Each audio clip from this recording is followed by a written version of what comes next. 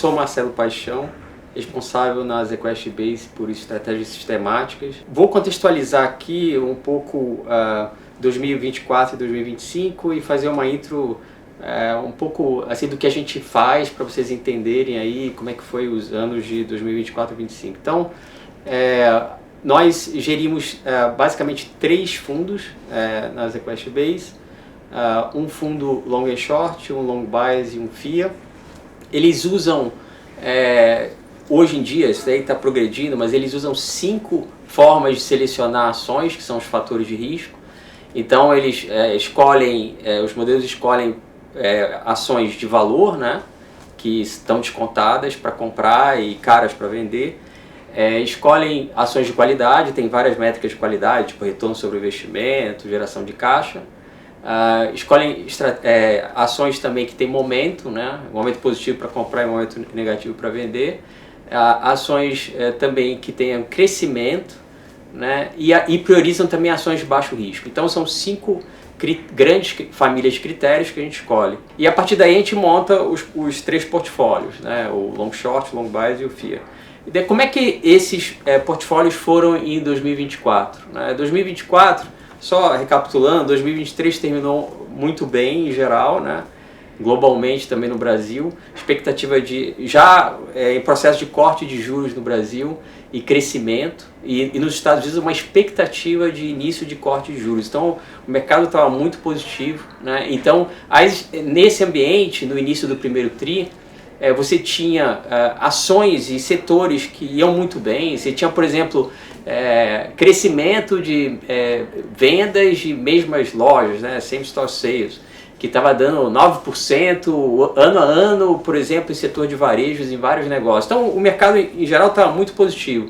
E as estratégias as famílias de maior risco, né, como valor, empresas descontadas e crescimento, estavam indo muito bem, assim como as famílias mais conservadoras, como qualidade e baixo risco. Então estava indo muito bem. Então no primeiro, até abril, né, que esse cenário se manteve, inclusive no Brasil, basicamente todas as famílias estavam indo bem. O nosso modelo long and short estava indo muito bem versus CDI e outras métricas. O long bias muito bem em relação a tudo, né?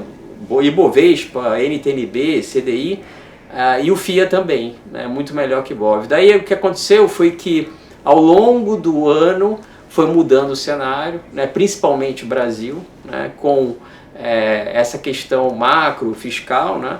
E isso foi impactando juros, né? Inclinação da curva e juros, câmbio, e aí a economia também real foi desacelerando, né? Então ao longo do ano, as famílias mais cíclicas de indicadores, que selecionam aquelas ações com maior potencial de ganho, como valor e crescimento, essas famílias foram rateando, né? Passaram a não ir tão bem, parcialmente compensado pelas famílias mais conservadoras. E no final, e ao longo do ano, esse processo foi se intensificando, ou seja, de piora, né, do cenário micro também, por conta do macro, né? Então os nossos fundos, eles foram, por exemplo, a partir de abril eles começaram a sofrer mais, parcialmente compensado pelas famílias de menor risco, e ao longo do ano eles acabaram perdendo a vantagem que tinha em relação aos bens, né? Porque eles tomam mais risco. E então assim, o FIA acabou com esse cenário de alta de juros, e a gente acaba não tendo uma consideração tão grande como o Ibov, por exemplo, em ações de banco e commodities. Ele acabou ficando um pouco abaixo do Ibov no ano, né? O long biased, ele é uma combinação do long only com o long and short, né? Ele também sofreu, foi o pior ano desde 2020 dele, mas em linha com o esperado, né? E o long and short menos, mas também sofreu, né? Você teve também ao longo do ano, conforme o mercado foi piorando, perda de liquidez em várias ações, né? E o mercado ficou menos, vamos dizer assim, líquido e com distorções maiores, né? Então acabou que foi um ano bem difícil, né?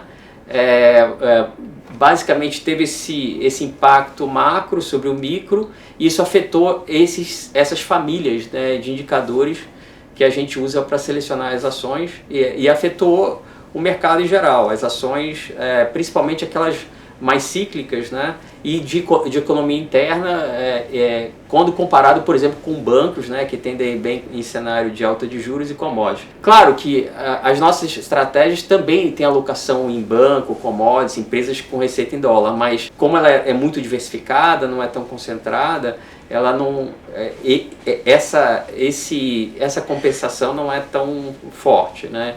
Então foi um ano muito difícil, mas que gera naturalmente oportunidades, e a gente vai falar logo a seguir o que a gente espera para 2025. Bom, em relação a 2025, como eu disse na primeira parte em relação ao ano anterior, 2024, foram geradas uma série de distorções, né, em várias dessas métricas que a gente usa para escolher ações dos 3 fundos. Então você tem, por exemplo, valor e crescimento que está muito descontado, principalmente valor, né? Então tem empresas que geram caixa, que não tem dívida, que tem muita rentabilidade, apesar do cenário piorando em termos micro, né, com macro. Então essas empresas, tem empresa muito descontada, tem empresa que cresce mais do que a média, que também está descontada, que tem crescimento, né? Então você tem oportunidades em várias dessas ações que são identificadas através dessas 5 métricas que a gente usa. Então a gente, falando em relação ao início do ano, o início do ano de 2025 ele está parecido com o final do ano passado. Então a gente não tem, tem um cenário macro difícil que está impactando o micro, né? E não tem visibilidade ainda em relação, por exemplo, ao governo, se ele vai adotar medidas fiscais mais, enfim, mais responsáveis. E isso tem afetado os negócios, tem afetado as empresas, mas gera também oportunidades. Então a gente começa 2025 com aumento do que a gente chama de prêmio de risco, que é desconto que pode gerar ganhos futuros. A gente só não sabe quando isso vai se materializar, né?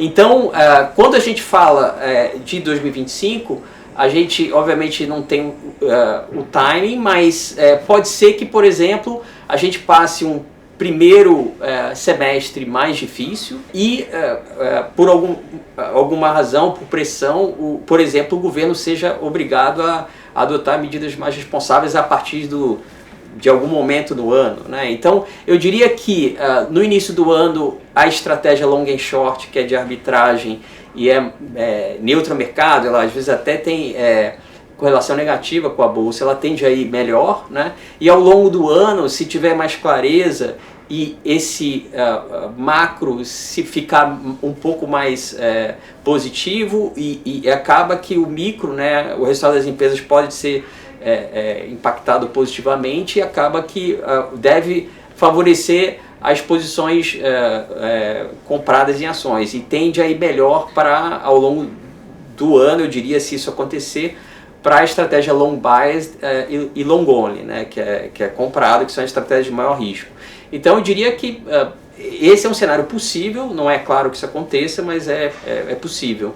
Além disso, em 2025 a gente está desenvolvendo uma série de melhorias do que a gente faz, né? Então a gente tem desenvolvido novos indicadores, né? Inclusive usando indicadores que podem ser aplicados em ações brasileiras, por exemplo, que são listadas lá fora, como Nubank e outras, né? Então isso pode agregar ainda mais ao que a gente faz. A gente está desenvolvendo também modelos de execução para ser mais eficaz na hora de comprar e vender ações, né? E a gente também está desenvolvendo uma estratégia que incorpora dados que a gente chama não usuais, não estruturados, e aplicados também a ações lá fora, inclusive não brasileiras, né? Então vai ter uma série de desenvolvimentos que a gente está fazendo para melhorar o que a gente faz e para tornar mais robusto aí, e para enfrentar inclusive esse tipo de cenário. É isso, pessoal, obrigado aí pela atenção. Se quiserem mais informação sobre os nossos fundos, é só acessar a gente, acessar as nossas redes sociais, e ótimo ano aí para todos.